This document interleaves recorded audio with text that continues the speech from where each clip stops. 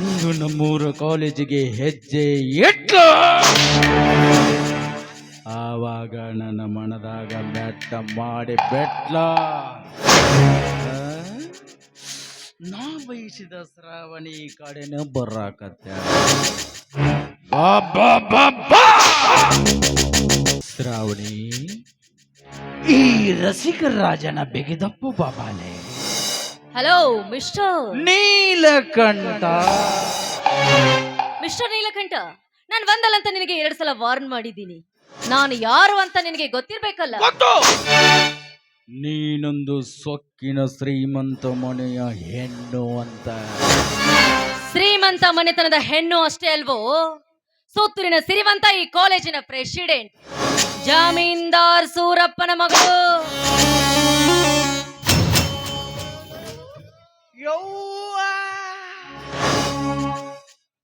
ಅವನ ಮಗಳ ಎಡದೋಟಿಯಾಗಿಯ ನಿಮ್ಮಪ್ಪ ನನಗ ಬ್ಯಾರೆ ಹುಡುಗಿಯರನ್ನ ಚುಡಾಯಿಸಿದಕ್ಕೋ ಬೀದಿ ಒಳಗ ಮೀಸಿ ತಿರುಗಿ ತೊಳಿತಟ್ಟೆ ಬುದ್ಧಿವಾದ ಹೇಳಿದ್ದ.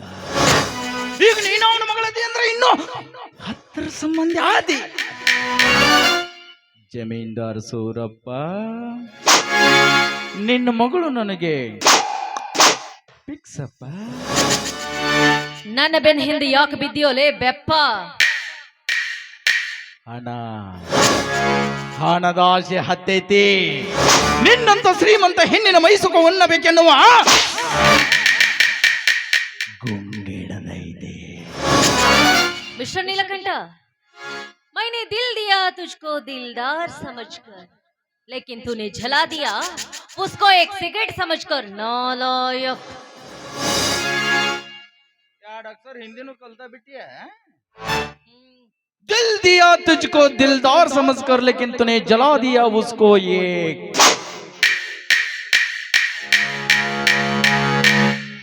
सिगरेट समझकर. वाह क्या बात बोरी मेरे लड़के. ಶ್ರಾವಣಿ, ನನಗೆ 108 ಹೆಣ್ಣೊಂದಿಗೆ ನಂಟು, ನಿನಗೆ ಹಾಕಬೇಕೆಂದಿರುವೆ 3 ಗಂಟು. ಇದಕ್ಕೆ ನೀ ಏನಂತಿ? ಕಾಲಲ್ಲಿರುವ ಚಪ್ಪಲಿನ ಕೈಗೆ ತೆಗೆದುಕೊಂಡು ನೀನು ಮೋತಿ ಕೆತ್ತವಾಗ ಹೊಡಿಬೇಕು ಅಂತೀನಿ.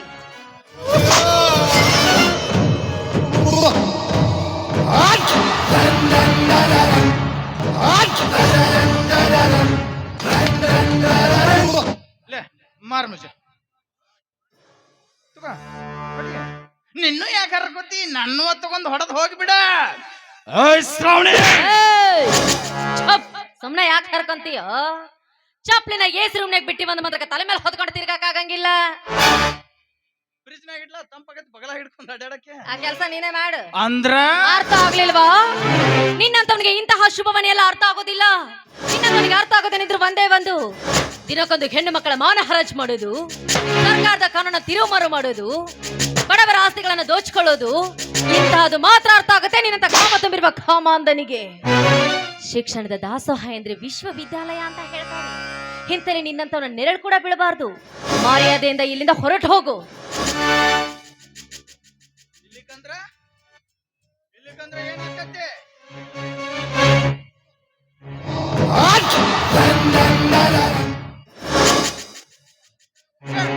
ಏನಕ್ಕೈತಿ ಬಾಳಾದ್ರ ನೀ 1-2 ಕಾಲ್ ಮರ್ಲಿ ಹೊಡಿತಿ, ಕಡೆದವ್ರು ಎದ್ದು ಬಂದು 1-2 ಹೊಡಿತಾರು. ಎದ್ದು ಬಂದು ನಿನ್ನ ನೆರೆಗೊದ್ದು ಬುದ್ಧಿ ಕಲಿಸ್ತಾರೆ ಈ ಸಮಾಜದಲ್ಲಿರುವ ಗಂಡುಳ ಗರತಿಯರು. ಎಲ್ಲದಾರವ್ರ? ಏ ಹುಚ್ಚಿ, ನಿನ್ನಂತ ತುಂಡು ತುಂಡು ಬಟ್ಟೆಗಳನ್ನ ಹಾಕೊಂಡು ನನ್ನಂತ ಹರಿಯದ ಹುಡುಗರು ತಲೆ ಕೆಡಿಸ್ಬೇಕಂತ ಮಾಡು ಮಿಟುಕಲಾಡಿಯರ ಆಟ ನನಗೆಲ್ಲ ಗೊತ್ತೈತೆ. ನಿನ್ನ ಬಾಯಾಗ ಕರ್ರತಿ ಅನ್ನೋ ಶಬ್ದ. ಸುಮ್ನೆ ಬಾಯಿ ಮುಚ್ಕೊಂಡು ನನ್ನವಳಾಗಿ ಬಾ. ಮುಚ್ಚೆ ಬಾಯಿನ. ಎಲ್ರು ಒಂದೇ ರೀತಿಯಾಗಿರ್ತಾರೆ ಅಂತ ಯಾವತ್ತು ಭಾವಿಸ್ಕೋಬೇಡವೋ. ಕಾಮ ತುಂಬಿರುವ ಕಲಬೇರಿಗೆ ಈ ಸಮಾಜದಲ್ಲಿ ಹುಟ್ಟಿರುವ ಎಷ್ಟು ಜನ ವೀರವನತೆಯರಿದ್ದಾರೆ. ಸತ್ಯವನ್ನು ಸಾವಿತ್ರಿ, ಹೇಮರೆಡ್ಡಿ ಮಲ್ಲಮ್ಮ, ಸಜ್ಜಲಗುಡು ಶರಣಮ್ಮ, ಈಟಿಗಿ ಭೀಮಾಂಬಿಕೆ ಅಂತಹ ಗಂಗಮ್ಮರು ಹುಟ್ಟಿರುವ ನಾಡೈತೆ.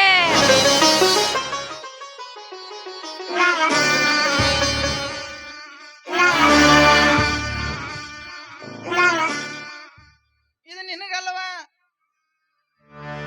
ಆ ಮಹಾಗರತಿಯರಿಗೆ ಅವರು ಕೂಡ ನನ್ನಂತೆ ಒಂದು ಹೆಣ್ಣು ಎನ್ನೋದನ್ನ ಮರಿಬೇಡ. ಅವ್ರು ನಿನ್ನಂಗ ಹರಕ ಮುರಕ ಬಟ್ಟಿ ಹಾಕೊಂಡ್ ಅಡ್ಡಾಡ್ಲಿಲ್ವಾ? ಅವ್ರ ಕಾಲದಾಗ ನಿನ್ನಂತ ನಾಲಾಯಕಿ ಭೂಮಿ ಮೇಲೆ ಹೊಟ್ಟಿರ್ಲಿಲ್ಲಪ್ಪ. ನನ್ನ ಟ್ಯೂನ್ಯಾಗ ಅರ್ಥ ಆಗ್ಬೇಕಲ್ಲ. ಆದ್ರೂ ಅಂತಹ ವೀರವಂತೆ ಹುಟ್ಟುವ ನಾಡಿನಲ್ಲಿ ನಿನ್ನಂತ ನಾಲಾಯಕ್ ಹುಟ್ಟಿದ್ಯಾ ಅಂದ್ರೆ ಅದೆಷ್ಟು ಜನ ಬಿಟ ಪುರುಷರಿಗೆ ಸೆರಗ್ ಹಾಸ್ತಿ ನಿನ್ನ ಹೆತ್ತಿರ್ಬೇಕಲ್ಲ. ಓ ನಿನ್ನ ಹೆತ್ತ ತಾಯಿ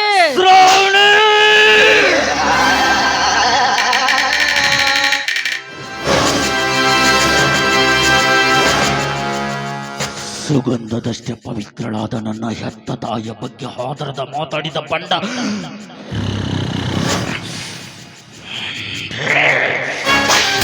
ಮುಗಿತು ನಿನ್ನ ಶೀಲದ ಕಥೆ. ಖಂಡ ಕೇವಲ ನಿನ್ನ ತಾಯಿಯ ಬಗ್ಗೆ ಒಂದೇ ಒಂದು ಮಾತಾಡೋದಕ್ಕೆ ನಿನಗೆ ಇಷ್ಟೊಂದು ಕೋಪ ಬಂತಲ್ಲ. ಕಾಲೇಜಿಗೆ ಬರೋ ಪ್ರತಿ ಒಂದು ಹೆಣ್ಣು ಮಕ್ಕಳನ್ನ ಹೀಯಾಳಿಸಿ ಮಾತಾಡೋನ ಅವಮಾನಿಸಿಯಲ್ಲ. ಆ ಪ್ರತಿ ಒಂದು ಹೆಣ್ಣು ಮಕ್ಕಳು ನಿನ್ನೆದುರಿಗೆ ಏನಾದ್ರೂ ತಿರುಗಿ ನಿಂತಿದ್ದೆ ಆದ್ರೆ ನಿನ್ನ ಪರಿಸ್ಥಿತಿ ಅಧೋಪತನ ಕಿಳಿತದೆ ಎಂಬುದನ್ನ ಮಾತ್ರ ಮರಿಬೇಡ. ದಟ್ಟವಾದ ಕಾಡಲ್ಲೂ ಕೂಡ ಸೂರ್ಯನ ಕಿರಣ ಭೂಮಿಯನ್ನ ಸ್ಪರ್ಶಿಸದೆ ಯಾವತ್ತೂ ಇರೋದಿಲ್ಲ. ಹಾಗಾದ್ರೆ ಕತ್ತಲು ಕಳೆದು ಬೆಳಕು ಮೂಡುತ್ತಿರುವ ಈ ನನ್ನ ಜೀವನದಲ್ಲಿ ನನ್ನನ್ನ ಕೆಣಕಿ ನಿನ್ನ ಸಾವನ್ನ ತಂದುಕೊಳ್ಳೋ ಪ್ರಯತ್ನ ಮಾಡಬೇಡ. ಓಹೋ, ಈತನ ವರ್ತನೆ ನೋಡಿದ್ರೆ ಈತ ತುಂಬಾ ದುಷ್ಟ ನಿರ್ಭಾಗಿಯೇ ಕಾಣಿಸ್ತಾ ಇದ್ದಾನೆ. ಸುಮ್ಮನೆ ಈತನ ಜೊತೆ ವಾದ ಮಾಡೋದು ಒಳ್ಳೇದಲ್ಲ. ಹೇಗಾದ್ರೂ ಮಾಡಿ ಇಲ್ಲಿಂದ ಪಾರಾಗೋದು ಉತ್ತಮ ಅಂತ ಅನ್ಸುತ್ತೆ. ನೀಲಕಂಠ,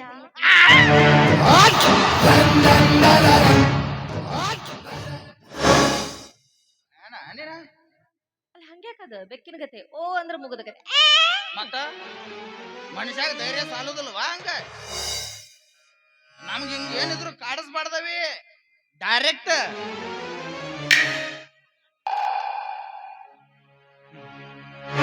ಇಟ್ಟಿಟ್ಟದಿರಿ ಎಲ್ಲಿ ಕಸ ಮಾಡ್ಬಿಟ್ರು. ಬಿಲ್ ಬಿಡು. ನೀ ಏನ ಅಂದಿಲ್ಲ ನೀಲಕಂಠ, ನಾನು ನೀನ್ ಹೇಳ್ದಾಗ ಕೇಳ್ತೀನಿ, ನನ್ ಬಿಟ್ಬಿಡ್ತೀಯ? ಮತ್ತ ಮೊದಲ ಇಟ್ಟಂದಿದ್ರು ನಾ ಯಾಕೆ ಇಟ್ಟು ಹರ್ಕೋತಿದ್ದೆ. ಆಯ್ತಳ, ನಾ ಹೇಳ್ದಂಗೆ ಕೇಳ್ತೀಯ? ಈ ರಸಿಕ ರಾಜನ ಮನೆ ತನಿಸುವಂತೆ ಹಾಡೊಂದನ್ನ ಹಾಡ್ತೀಯ? ಹಾಡ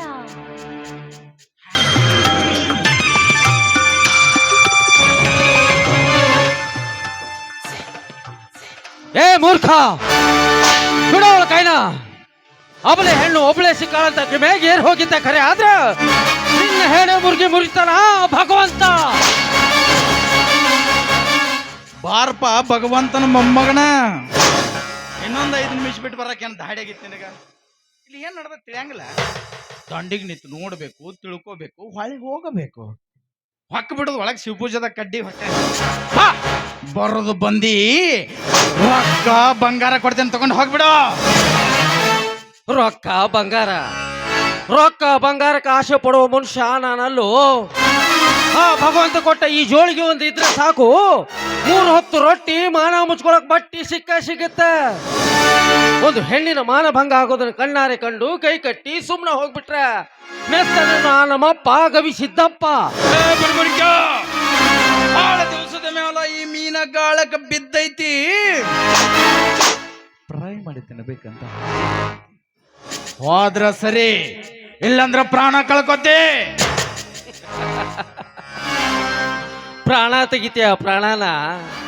ಏ ಹುಚ್ಚಪ್ಪ, ಪ್ರಾಣ ತೆಗಿತೀನಿ ಅನ್ನೋದಕ್ಕಿಂತ ಪ್ರಾಣ ಕಾಯವನು ದೊಡ್ಡವನು.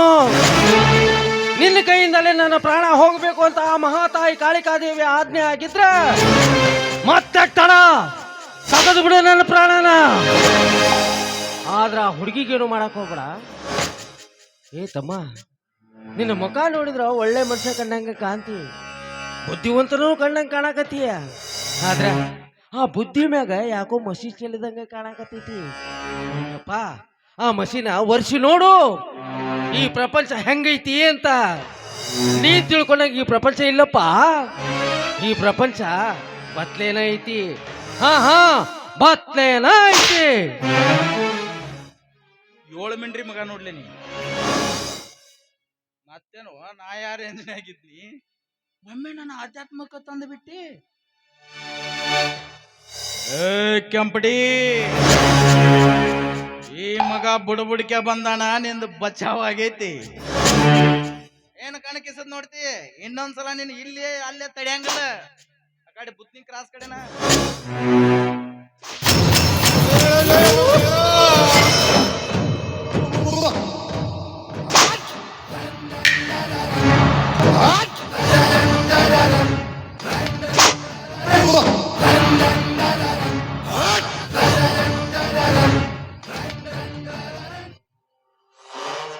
ಸುಮ್ಮ ಹೊಂಟಿದ್ನಿಲ್ಲಣ, ಹೋಗ್ಬೇಕಿಲ್ ಮತ್ತೆ ನೀ ಯಾಕೆ ಉಗುಳಿದಿ? ನೀ ಯಾಕೆ ಇಲ್ಲಿ ಬಂದೆ ಹೋಗ್ಬೇಕು ಹಿಂಗಾಸ್ ಹಿಂಗ ಹೋಗ್ಬೇಕಿಲ್ಲ ಟೇಬಲ್ ನಿನ್ನು ನೀವು ಮತ್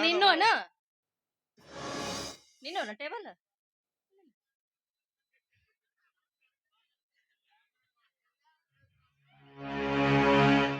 ಆಯ್ತಳ.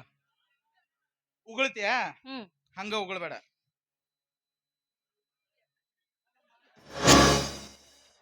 ಆಕೆ ತಡ್ಯಾಕತ್ ನೀನ ಬಾ, ತಿಂದು ಜಾಡ್ಸಿ ಹೋಗ್ಬಿಡ ಬಾ.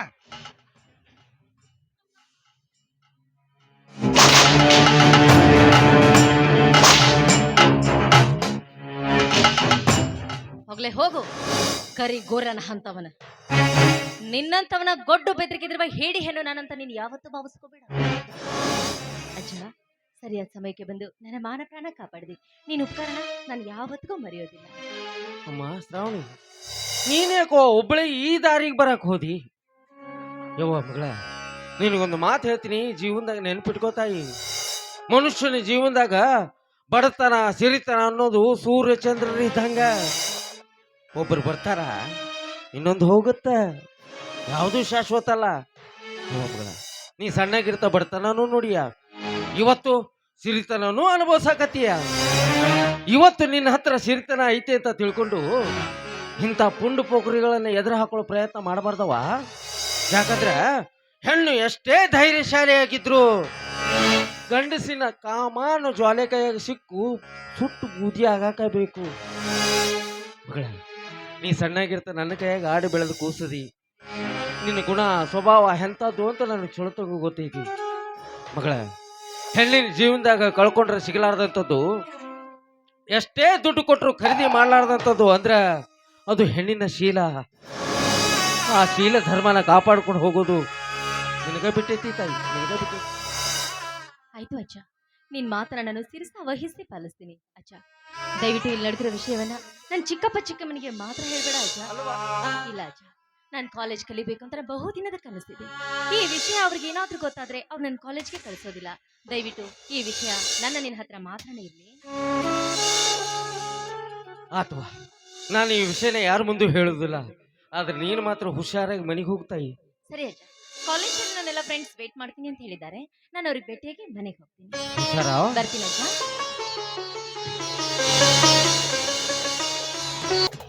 ಪಣತೆಯಲ್ಲಿರುವ ಎಣ್ಣೆ ತೀರಲು ಬಂದಾಗ ದೀಪ ಪ್ರಜ್ವಲಿಸಿ ಉರಿಯುತ್ತೆ, ಸಾಕಷ್ಟು ಬೆಳಕು ನೀಡುತ್ತೆ. ಜೊತೆಯಲ್ಲಿ ಹೊಲಸು ಕಪ್ಪು ಕಾಡಿಗೆನೂ ಹೊರಸೂಸುತ್ತೆ. ಅದು ಏಕೆ ಗೊತ್ತೇ? ಇನ್ನು ಅದರ ಅಂತ್ಯ ಸಮೀಪಿಸಿದೆ ಎಂದು. ಅಲ್ಲ, ಈ ಹುಡುಗ ಯಾರೋ ಏನು, ಇವನು ಕಣ್ಣು ನನ್ನ ಮಗಳು ಶ್ರಾವಣಿ ಮ್ಯಾಗೆ ಹಾಕ್ಬಿತ್ತು. ಅಪ್ಪ ಗವಿಸಿದ್ದೇಶ್ವರ, ನನ್ನ ಮಗಳು ಶ್ರಾವಣಿ ಜೀವನದಾಗ ಮುಂದೆ ಬರುವ ಗಂಡಾಂತರಗಳಿಂದ ಅವಳನ್ನ ಕಾಪಾಡೋ ಹೊಣೆ ನಿನಗೆ ಕೂಡೈತಿ ತಂದೆ. ಆ ನನ್ನ ಮಗಳನ್ನ ಕಾಪಾಡು ತಂದೆ, ಕಾಪಾಡು.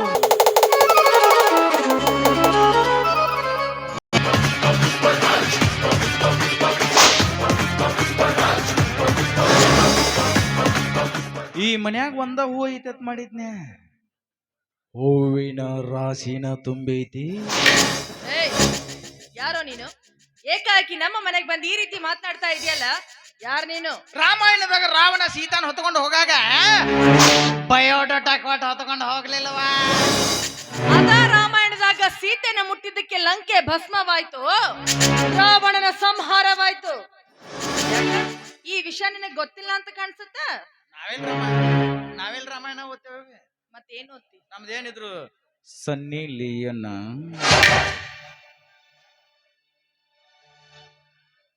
ಒಟ್ಟು 5 ನಿಮಿಷದ ವಿಡಿಯೋದ ಮಂದಿನ ಐತ್ ನೋಡಿ ಒಟ್ಟು. ಹೌದು, ನಮ್ಮ ಮನೆಗೆ ಯಾಕೆ ಬಂದಿದ್ಯಾ? ಕೆಲಸ ತಳವೇ ನೀನಂತಕ್ಕ. ನೋಡು, ನನ್ನ ಮನೆ ಬಾಗಿಲಿಗೆ ಬಂದ ಭಿಕ್ಷುಕ ಹೊರಟೋ ಮೊದಲಿನಿಂದ ನಾ ಭಿಕ್ಷುಕ ಹೌದು ಮತ್ ನೀ ಎಲ್ಲಿಗೆ ಹೋಗಿದ್ದಿ? ದೇವಸ್ಥಾನಕ್ಕೆ ಹೋಗಿದ್ದೆ. ಅಲ್ಯಾಕ್ ಹೋಗಿದ್ದಿ? ನಮ್ಗೆ ಸಿರಿ ಸಂಪತ್ತನ್ನ ಕೊಟ್ಟು ಕಾಪಾಡು ದೇವ್ರಿ ಅಂತ ಬೇಡ್ಕೊಂಡ್ ಬರೋದಕ್ಕೆ. ಇಟ್ಟಿದ್ರುನು ಸಾಲಲ್ಲ, ನಮ್ಗೆ ಇನ್ನೂ ಸಿರಿ ಸಂಪತ್ತು ಬೇಕು. ಇಷ್ಟೊಂದು ಸಿರಿ ಸಂಪತ್ತು ತುಂಬಿ ತುಳುಕತಾ ಇದ್ರು ಆ ದೇವರ ಹತ್ತಿರ ಹೋಗಿ ಇನ್ನಷ್ಟು ಸಿರಿ ಸಂಪತ್ತು ನೀಡು ದೇವ ಎಂದು ಬೇಡಿಕೊಳ್ಳುವ ನೀನು ನಿಜವಾದ ಭಿಕ್ಷುಕಿ. ಅಲ್ಲ, ನೀ ಏನಾರು ಹುಚ್ಚದೇನ? ಧಾರವಾಡಕ್ಕೆ ಹೋಗ್ಬೇಕು. ನಿನಗೆ ಅಕ್ಕ ತಂಗಿಯರ ಅದಾರ ಇಲ್ಲ? ಮನ್ಯಾಗ ಅದಾರು. ನಿನಗೆ ಸ್ವಲ್ಪರ ನಾಚಿಕೆ ಮಾನ ಮರ್ಯಾದೆ ಅನ್ನೋದರ ಐತಿಲ್ಲ? ಆದಿದ್ರ ನಾ ಯಾಕೆ ಇಲ್ಲಿ ಬರ್ತಿದ್ನಿ? ನೋಡವಿ, ನಾ ಡೈರೆಕ್ಟ್ ವಿಷಯಕ್ಕೆ ಬಂದ್ಬಿಡ್ತೀನಿ. ಏನದು ವಿಷಯ? ಎಷ್ಟು ವರ್ಷಗಳು ಕಳೆದ್ರು ಒಂದು ಹೆಣ್ಣು ಹೆತ್ತ ಮೇಲೆ ನಿನಗೆ ಇನ್ನೊಂದು ಮಗು ಆಗಲಿಲ್ಲ. ಅದಕ್ಕೆ ಕಾರಣ ಐತಿ. ಏನಂತ ಕಾರಣ ಐತಿ? ಬತ್ತಿ ಹೋದ ಬೋರ್ನ್ಯಾಗ ನೀರು ಜಿಗಿ ಅಂದ್ರೆ ಎಲ್ಲಿಂದ ಜಿಗಿತೈತಿ? ಒಂದೇ ಒಂದು ಅವಕಾಶ ಕೊಟ್ಟು ನೋಡು. ಇನ್ನೊಂದು ಮಗು. ಬಾ, ನಾನು ಇನ್ನೂ ಬಂದ ಬಿಡ ಒಳಗ. ಬಾ, ನಾ ಒಬ್ಬನಾಗಿನ ಬಾಯಿಗೆ ಬಾಳ ಹೇಳತ್ತ. ಇನ್ನೊಂದು ಮಗುವಿನ ಭಾಗ್ಯ ಕೊಡ್ತೀನಿ. ನನ್ನ ಗಂಡನ ಪಾದದ ಧೂಳಿಗೂ ಸಮನಾಗದ ಪಾಪಿ ನಮ್ಮ ಮನೆಯಲ್ಲಿ ನಿಂತು ನನಗೆ ಈ ರೀತಿ ಮಾತನಾಡ್ತೀಯ? ಕಿತ್ತೂರ ರಾಣಿ ಚೆನ್ನಮ್ಮ, ಝಾನ್ಸಿ ರಾಣಿ ಲಕ್ಷ್ಮೀಬಾಯಿ, ಒನಕೆ ಒಬ್ಬವ ಹುಟ್ಟಿದ ಪುಣ್ಯದ ನಾಡಿದು. ಇಂಥ ನಾಡಿನಾಗ ನಿನ್ನಂತ ನಾಲಾಯಕ ಬದುಕೋದಕ್ಕೆ ಅರನಲ್ಲ, ಸಾಯೋದಕ್ಕೆ ಸಿದ್ಧನಾಗು.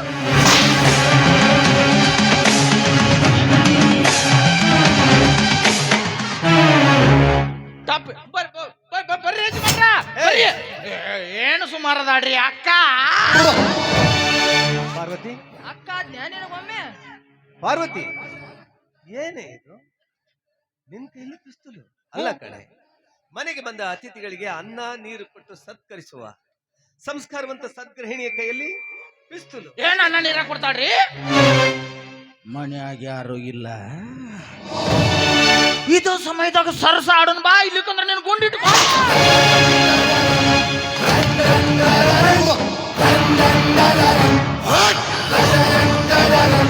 ಇವನ ಅತಿಥಿ ಅಲ್ಲ, ಇವನ ಗೋಮುಖ ವ್ಯಾಘ್ರ. ಇವನ ದೇಹ ಸೀಳಿ ಇವನ ರಕ್ತದ ಬೋಕಳೆ ಆಡ್ತೀನಿ. ಹೊಟ್ಟಿಗೆ ಏನಾರ ತಿಂತೀನಿ. ಪಾರ್ವತಿ,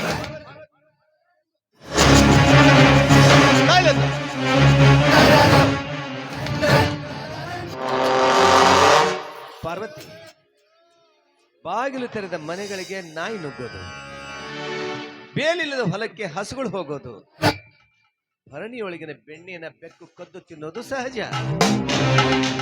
ಆದ್ರೆ ಈ ಜಮೀನ್ದಾರ್ ಸೂರಪ್ಪನ ಭದ್ರಕೋಟೆಗೆ ಸದ್ದಿಲ್ಲದೆ ಕಾಲಿಟ್ಟಿದೆಯಲ್ಲ, ಮೆಚ್ಚಿದೆ, ಮೆಚ್ಚಿದೆ ನಿನ್ ಧೈರ್ಯನ.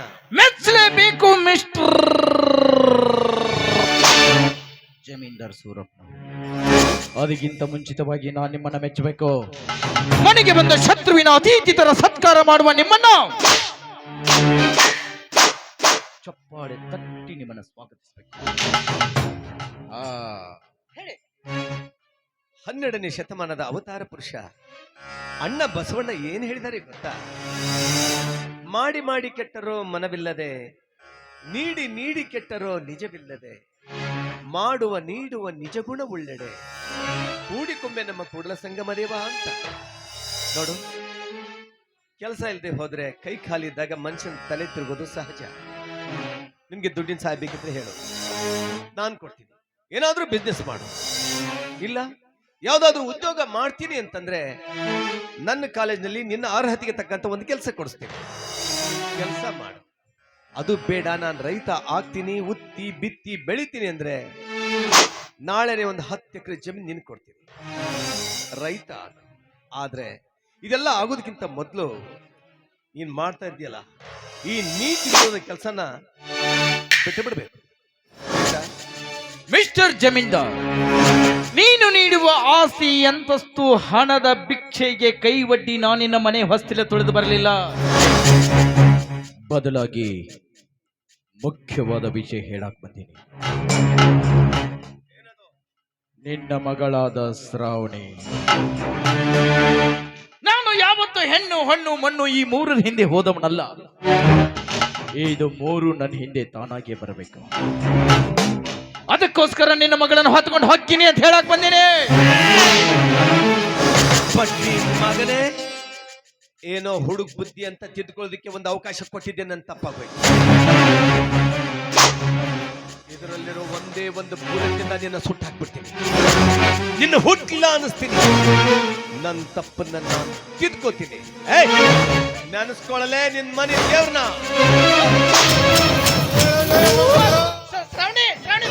ಅವನಿ ಕಂತ್ರಿ ಕುತಂತ್ರ ಮಾಡಿ ಓಡಿ ಹೋಗ್ಬಿಟ್ಟ. ಹೋಗು, ಇನ್ನು ನಿನ್ನ ಪಾಪದ ಕೂಡ ತುಂಬಿಲ್ಲ.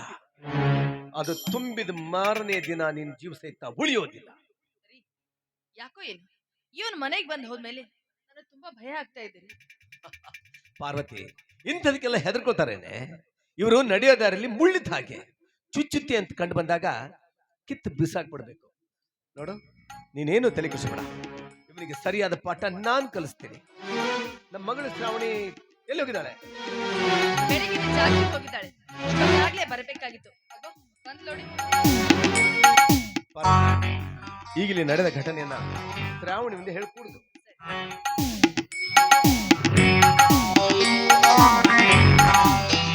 High dad, good morning. Morning. Shravani, ಏನಮ್ಮ ಜಾಗಿಂಗ್ ಹೋದವಳು ಇಷ್ಟೊಂದು ಲೇಟ್ ಆಗಿ ಬರೋದು? ಅಲ್ಲ ಕಣಮ್ಮ, ಯಾಕೆ ಇವತ್ತು ಕಾಲೇಜಿಗೆ ರಜೆನಾ? ಇಲ್ಲ ಡ್ಯಾಡಿ, ಇವತ್ತಾಗ ತುಂಬಾ ಬೇಜಾರಾಗ್ತಿದೆ. ಅದಕ್ಕೆ ಇವತ್ತು ಒಂದೇ ಒಂದಿನ ಕಾಲೇಜ್ಗೆ ಹೋಗೋದಿಲ್ಲ. ಕಾಲೇಜಿಗೆ ಹೋಗೋದಿಲ್ವಾ? ಅಲ್ಲ ಕಣಮ್ಮ, ಕಾಲೇಜ್ ಹೋಗ್ತೀನಿ ಅಂತ ಹಠ ಮಾಡಿದವಳು ನೀನು, ಕಾಲೇಜ್ಗೆ ಅಡ್ಮಿಷನ್ ಮಾಡಿಸ್ತವನು ನಾನು. ಇನ್ನು ಹೋಗೋದಕ್ಕೆ ಇಷ್ಟ ಇಲ್ಲ ಅಂತ ಹೇಳ್ತಾ ಇದ್ದೀಯ. ಸರಿ ಬಿಡು, ನಿನ್ ಇಷ್ಟ. ಏನ್ರಿ, ಅವಳು ಹೇಗೆ ಹೇಳ್ತಾಳೋ ಹಾಗೆ ಕುಳಿತಿರಲ್ಲ ರೀ. ನಾನ್ ನಿಮ್ಗೆ ಅವತ್ತೇ ಬಡ್ಕೊಂಡೆ ಅವಳ ಕಾಲೇಜಿಗೆ ಸೇರ್ಸೋದ್ ಬೇಡ ಅಂತ. ಎಲ್ಲಿ ನನ್ನ ಮಾತು ಕೇಳ್ತೀರ? ಇವತ್ ನೋಡಿದ್ರೆ ಕಾಲೇಜ್ಗೆ ಹೋಗೋದಿಲ್ಲ ಅಂತ ಹೇಳ್ತಿದ್ದಾಳೆ. ಶ್ರಾವಣಿ, ಕಾಲೇಜ್ಗೆ ಹೋಗುವಾಗ ಬರುವಾಗ ಅಥವಾ ಕಾಲೇಜ್ನಲ್ಲಿ ಯಾರ ಜೊತೆ ಆದ್ರೂ ಜಗಳ ಆಯ್ತೇನಮ್ಮ? ಹಾಗೇನಿಲ್ಲ ಡ್ಯಾಡಿ, ಅದು ನಿನ್ನೆ ರಾತ್ರಿ ಕನಸಿನಲ್ಲಿ ಒಂದು ವಿಷಪೂರಿತ ನಾಗರ ಹಾವು ನನ್ನ ರಸ್ತೆಯಲ್ಲಿ ತಡೆದು ಕಚ್ಚಲಿಕ್ಕೆ ಬಂದಿತ್ತು ಡ್ಯಾಡಿ. ನಾಗರ ಹಾವು ಕನಸಿನಲ್ಲಿ ಬಂದಿತ್ತಾ ಅಥವಾ ಕಾಲೇಜು ರೋಡಲ್ಲಿ ಬಂದಿತ್ತಾ? ಶ್ರಾವಣಿ, ನಾನು ನಿಮ್ಮಪ್ಪ ಕಣಮ್ಮ. ಈ ಊರಲ್ಲಿ ಯಾವ ದಾರಿಯಲ್ಲಿ, ಯಾವ ಏರಿಯಾದಲ್ಲಿ ಯಾವ ಹಾವು ಇದೆ ಅಂತ ನನಗೆ ಚೆನ್ನಾಗಿ ಗೊತ್ತು.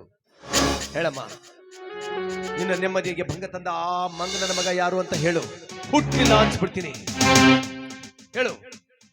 ನೋಡು, ನಿನಗೆ ನಾಳೆನೆ ಕಾಲೇಜ್ಗೆ ಹೋಗೋದಕ್ಕೆ ಸೆಕ್ಯೂರಿಟಿ ಅರೇಂಜ್ ಮಾಡ್ತೀನಿ, ಆಯ್ತಾ? ಅವನ್ ಯಾರಂತ ಹೇಳಮ್ಮ. ಆ ಮುಳ್ಳನ್ನ ಚಿಕ್ಕದಿರುವಾಗಲೇ ಕಿತ್ತಿ ಬಿಸಾಕಬೇಕು. ಇಲ್ಲದಿದ್ರೆ ಮುಂದೆ ದಾರಿಯಲ್ಲಿ ಓಡಾಡೋರಿಗೆ ತುಂಬಾ ತೊಂದರೆ ಆಗುತ್ತೆ. ಶ್ರಾವಣಿ, ಈ ಜಮೀನ್ದಾರನ ಏಕೈಕ ಸುಪುತ್ರಿಗೆ ಕಂಡಲ್ಲಿ ಕಿರುಕುಳ ಕೊಡ್ತಾ ಇರುವ ಆ ಮಂಗನ ಮಗನ ಯಾರು ಅಂತ ಹೇಳಮ್ಮ. Tell me, ಹೇಳು.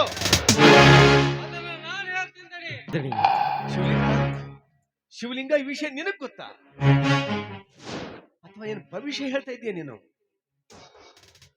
ಬಡದೈತಿ ಬರ ಸಿಡಲು ಬಡದೈತಿ. ಗೋಲ್ ಮಿಂಚು ಬಡದು ಬೆಂಕಿಯ ಮಳಿ ಸುರಿದೈತಿ. ಹಿತ್ತಲ ಗಿಡದ ಬೇರು ಮುಂಚಿ ಬಾಗಿಲಕ ಬಂದೈತಿ. ಸದ್ಯದಲ್ಲಿ ಈ ಅರಮನೆಗೆ ಗಂಡಾಂತರ ಕಾದೈತಿ. ಶಿವಲಿಂಗಣ್ಣ, ನೀನ್ ಹಿಂಗ್ ಒಗಟಿಟ್ಟು ಮಾತಾಡಿದ್ರ ನಮ್ಗೆ ಹೆಂಗ ಅರ್ಥ ಆಗುತ್ತೆ? ಅದೇನಂತ ಬಿಡಿಸಿ ಹೇಳಿದ್ರ ನಮ್ಮ ಮನಸ್ಸಿಗೂ ಸ್ವಲ್ಪ ಸಮಾಧಾನ ಆಗುತ್ತೆ. ಇವ ತಾಯಿ, ಅವತ್ತ ಶ್ರಾವಣಿನ ಕರ್ಕೊಂಡ್ಬಂದು ಈ ಮನೆಗೆ ಬಿಟ್ಟು ಹೋಗಬೇಕಾದ್ರೆ ನಾನ್ ನಿಮ್ಗೊಂದು ಮಾತು ಹೇಳ್ತೀನಿ, ನೆನಪೈತೆ ತಾಯಿ? ಪ್ರತಿ ಅಮಾವಾಸ್ಯೆ ದಿನ ಸೂರ್ಯ ಹುಟ್ಟಿದಾಗಿನಿಂದ ಸೂರ್ಯ ಮುಳುಗೋವರೆಗೂ ನಿಮ್ಮ ದೇವ್ರ ಜಗಲಿ ಮೇಗಿರುವ ದೀಪ ನಂದಲಾರ್ದಂಗ ಕಾಯ್ಬೇಕು ಅಂತ ಹೇಳಿದ್ದೆ. ಅದ್ರಾಗೇನೋ ಎಡವಟ್ಟಾಗೈತಿ. ಇಲ್ಲ ಶಿವಲಿಂಗ, ನೀನ್ ಹೇಳಿದ್ದನ್ನ ಪ್ರತಿ ಅಮಾವಾಸ್ಯೆ ತಪ್ಪದೇ ಮಾಡ್ತಾ ಇದ್ದೀವಿ ನಾವು, ಅಲ್ಲವೇನೆ ಪಾರ್ವತಿ? ಇಲ್ಲ ರೀ, ಈ ಅಮಾವಾಸ್ಯೆಗೆ ದೀಪ ಹಾಕಕ್ ಆಗ್ಲಿಲ್ಲ. ಪಾರ್ವತಿ, ಯಾಕೆ ತಾಯಿ ಈ ಅಮಾವಾಸ್ಯೆಗೆ ಯಾಕೆ ಪಾಲ್ಸಕ್ ಆಗ್ಲಿಲ್ಲ? ಯಾಕಂದ್ರೆ ಮನ್ಯಾಗ ಹೆಣ್ಮಕ್ಳು ಯಾರು ಸುದ್ದಿದ್ದಿಲ್ಲ. ವರ ಎಂತ ದೊಡ್ಡ ತಪ್ಪು ಮಾಡ್ಬಿಟ್ರಿ. ನೀವು ಶುದ್ಧಿ ಇರ್ಲಿಲ್ಲ ಅಂದ್ರೆ ಏನಾಗಿತ್ತು? ತಲೆಯಾರಿದ್ರಲ್ಲ, ಅವ್ರಿಗೊಂದು ಮಾತು ಹೇಳ್ಬೇಕಾಗಿತ್ತು. ಇಲ್ಲ, ಮನೆಯಾಗ ಇಷ್ಟೆಲ್ಲ ಆಳುಗಳದಾರ, ಅವ್ರ ಕೈಲಿ ಮಾಡಿಸ್ಬೇಕಾಗಿತ್ತು. ಇಲ್ಲ, ಒಂದು ಮಾತು ನನಗೆ ಹೇಳಿದ್ರ ನಾನೇನಾದ್ರೂ ಉಪಾಯ ಹೇಳ್ತಿದ್ದಲ್ಲ. ಅವರ ಈಗ ನೀವು ತಿಳಿದೋ ತಿಳಿಲಾರ್ದು ದೊಡ್ಡ ತಪ್ಪು ಮಾಡ್ಬಿಟ್ರಿ ತಾಯಿ, ದೊಡ್ಡ ತಪ್ಪು ಮಾಡ್ಬಿಟ್ರಿ. ಶಿವಲಿಂಗ, ಆ ದೀಪಕ್ಕೂ ನೀನ್ ಹೇಳ್ತಾರೋ ಈ ವಿಷಯಕ್ಕೂ ಏನೋ ಸಂಬಂಧ ಐತಿ ಧಣಿ. ಶ್ರಾವಣಿ ಜಾತಕದಾಗ ದೋಷ ಇದ್ದಿತ್ತು ನನಗೆ ತಿಳಿದಿತ್ತು. ಅದಕ್ಕ ಆ ಮಹಾತಾಯಿ ಕಾಳಿಕಾದೇವಿ ಆಜ್ಞೆಯಂಗ ನಿಮಗೆ ದೀಪ ಕಾಯಕ್ ಹೇಳಿದ್ದೆ. ನೀವು ಹಗಲತ್ತಿ ಇಲ್ಲಿ ದೀಪ ಕಾದ್ರ ನಾನು ರಾತ್ರಿ ಹೊತ್ತು ಸುಡುಗಾಡ್ನ್ಯಾಗ ಊಟ ನೀರು ಬಿಟ್ಟು ಹಕ್ಕಿ ಪಳ ಕಟ್ಟಿ ದೋಷ ಕಳಿತಾ ಇದ್ದೆ. ಈಗಿದ್ರಾಗ ಎಡವಟ್ಟಾಗೈತೆ ಅಂದಾಗ ಅನಾಹುತ ಕಟ್ಟಿಟ್ಟ ಬೊತ್ತೆ. ಅಣ್ಣ, ಇದರಿಂದ ಪಾರಾಗೋದಕ್ಕೆ ನಮ್ಮ ಬೇರೆ ದಾರಿನೇ ಇಲ್ವೇನಣ್ಣ? ಐತಿ ತಾಯಿ, ಒಂದು ದಾರಿ ಐತಿ. ಹೇಳು ಹೇಳು ಶಿವಲಿಂಗ, ಅದೇನಂತ ಹೇಳು. ಚಿಟ್ಕೆ ಹೊಡೆಯೋಷ್ಟಲ್ಲಿ ಮಾಡಿ ಮುಗಿಸ್ತೀನಿ, ಅದೇನಂತ ಹೇಳು. ಹಣಿ, ಆದಷ್ಟು ಬೇಗ ಈ ಅರಮನೆಗೆ ಒಂದು ಮಂಗಲ ಕಾರ್ಯ ಆಗ್ಬೇಕ್ರಿ ಅಪ್ಪ. ಅಂದ್ರೆ ಅಂದ್ರೆ ನಮ್ಮ ಶ್ರಾವಣಿಗೆ ಒಬ್ಬ ಉತ್ತಮವಾದ ವರ ಹುಡುಕಿ ಅವಳ ಮದುವೆ ಮಾಡಿ ಮುಗಿಸ್ಬಿಡ್ಬೇಕ್ರಿ ಅಪ್ಪ. ಅಂದಾಗ ಮಾತ್ರ ಈ ಗಂಡಾಂತರದಿಂದ ಶಾಶ್ವತ ಪರಿಹಾರ ಸಿಗುತ್ತ. ಶಿವಲಿಂಗಣ್ಣ, ಎಂತ ಸಿಹಿ ಸುದ್ದಿ ಹೇಳಿದೆ ನೀನು. ರೋಗಿ ಬಯಸಿದ್ದು ಹಾಲು ಅನ್ನ, ವೈದ್ಯ ಹೇಳಿದ್ದು ಹಾಲು ಅನ್ನ. ರೀ, ಹೇಗಿದ್ರು ಫ್ಯಾಕ್ಟರಿಯಲ್ಲಿ ಮೀಟಿಂಗ್ ಇದೆ ತಾನೆ, ಆದಷ್ಟು ಬೇಗ ನಮ್ಮ ಶ್ರಾವಣಿ ಮದುವೆ ವಿಷಯನ ಅಲ್ಲಿ ಪ್ರಸ್ತಾಪ ಮಾಡಿ. ಏ ತಡ್ಡಿ, ಈ ವಿಷಯ ಫ್ಯಾಕ್ಟ್ರಿ ಮೀಟಿಂಗ್ ನಲ್ಲಿ ಇಟ್ಟು ಚರ್ಚೆ ಮಾಡೋದೇನೆ ಅಲ್ಲ. ಇಷ್ಟು ಬೇಗ ಮಾಡಿ ಮುಗಿಸೋದಕ್ಕೆ ಅದನ್ನ ಬೊಂಬೆ ಮದುವೆ ಅಂತ ತಿಳ್ಕೊಂಡಿದ್ಯಾ ನೀನು? ಮೊದಲು ನಮ್ಮ ಶ್ರಾವಣಿಗೆ ತಕ್ಕ ವರ ಇರಬೇಕು, ನಮ್ಮ ಸ್ಟೇಟಸ್ಗೆ ತಕ್ಕಂತೆ ಮನೆತನ ಸಿಗ್ಬೇಕು. ನಮ್ಮ ಶ್ರಾವಣಿ ಮದುವೆ ರಾಜ್ಯದ ಇತಿಹಾಸದಲ್ಲಿ ಹಿಂದೂ ಆಗಿರಬಾರ್ದು, ಮುಂದೆ ಆಗ್ಲೂಬಾರ್ದು, ಆ ರೀತಿ ಆಗ್ಬೇಕು. ಅದಕ್ಕಿಂತ ಮೊದಲು ನನ್ನ ಮಗಳಿಗೆ ಕಾಟ ಕೊಟ್ಟ ನನ್ನ ಮಗನ ಕಾಲು ಕತ್ತರಿಸ್ತೀನಿ, ಸರಿಯಾದ ಪಾಠ ಕಲಿಸ್ತೀನಿ. ಬೇಡ ದಣಿ, ಬೇಡ, ಸಮಾಧಾನ ಮಾಡ್ಕೊರಿ ಅಪ್ಪ. ಅಪ್ಪಾರ, ನಮ್ಮ ಮನೆ ಅರಿವಿ ಮುಳ್ಳಿನ ಕಂಟಿ ಮ್ಯಾಗ ಬಿದ್ದೈತಿ ಅಂದಾಗ ಅದು ಹರಿಲಾರ್ದಂಗ ಜಾಗ್ರತೆಯಾಗಿ ತಕ್ಕೋಬೇಕಾಗಿದ್ದು ನಮ್ಮ ಕರ್ತವ್ಯ. ಅಪ್ಪಾರ, ಸಿಟ್ಟಿನ ಕೈಯಾಗ ಬುದ್ಧಿ ಕೊಟ್ಟು ಅನಾಹುತ ಮಾಡಕ್ ಹೋಗ್ಬೇಡ್ರಿ ಅಪ್ಪ. ನನ್ನ ಮಾತು ಕೇಳ್ರಿ, ಶಾಂತ ಆಗ್ರಿ ಅಪ್ಪ, ಶಾಂತ ಆಗ್ರಿ. ಹೌದ್ರಿ, ಶಿವಲಿಂಗಣ್ಣ ಹೇಳ್ತಿರೋ ಮಾತು ಖರೇನೇ ಐತಿ. ಕೆಸರಿನ ಮೇಲೆ ಕಲ್ಲೊಗದ ಕೆಸರನ್ನ ನಮ್ಮ ಮುಖಕ್ಕೆ ಸಿಡಿಸ್ಕೊಳ್ಳೋದಕ್ಕಿಂತ ಆದಷ್ಟು ಬೇಗ ನಮ್ಮ ಶ್ರಾವಣಿಗೊಂದು ಮದ್ವೆ ಮಾಡಿಬಿಟ್ರೆ ಈ ಸಮಸ್ಯೆಯಿಂದ ನಾವು ಪಾರಾಗ್ಬೋದಲ್ಲ. ಶಿವಲಿಂಗ ಹೇಳಿದ ಹಾಗೆ ಮಾಡೋಣ. ಶಿವಲಿಂಗ, ನಾನು ಸ್ವಲ್ಪ ಫ್ಯಾಕ್ಟ್ರಿಲಿ ಕೆಲಸ ಇದೆ, ಹೋಗಿ ಬರ್ತೀನಿ. ಆದ್ರೆ ನಮ್ಮ ಶ್ರಾವಣಿಗೆ ಒಳ್ಳೆ ವರ ನೋಡೋ ಜವಾಬ್ದಾರಿ ನಿನ್ನ ಮೇಲೇನೂ ಇದೆ. ಪ್ರಯತ್ನ ಪಡ್ತೀನಿ, ಮರಿಬೇಡ.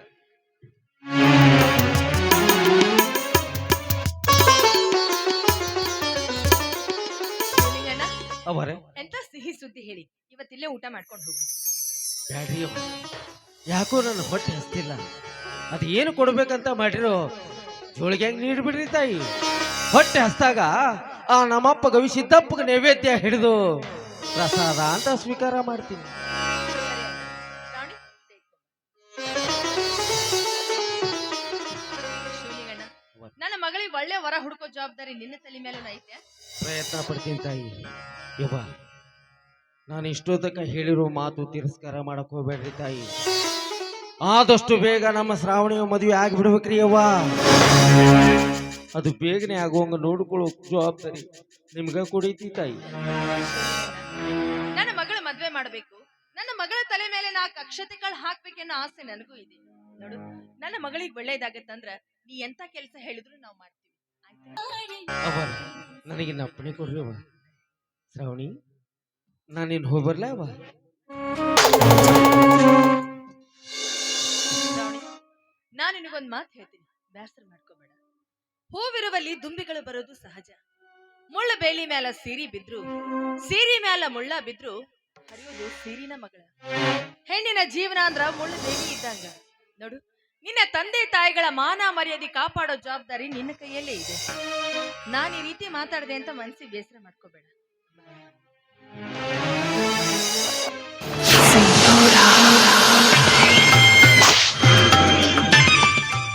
ಮಿಸ್ಟರ್ ನೀಲಕಂಠ, ಶಾಂತಿ ತವರಾದ ಗೀನಿನ ತವರು ಮನೆಯಲ್ಲಿ ಅಶಾಂತಿಯನ್ನ ಎಬ್ಬಿಸ್ಲಿಕ್ಕೆ ಕಾರಣೀಕರ್ತನಾಗಿ ಬಂದಿಲ್ಲ. ನಾನು ಯಾವತ್ತೂ ಸುಮ್ಮನೆ ಬಿಡೋದಿಲ್ಲ. ಹೆಣ್ಣು ಬಲಿದ್ರೆ ನಾರಿ, ಒಂದೆಡೆ ಮುಳ್ದಿದ್ದೆ ಹೋದ್ರೆ ಮಹಾಮಾರಿ.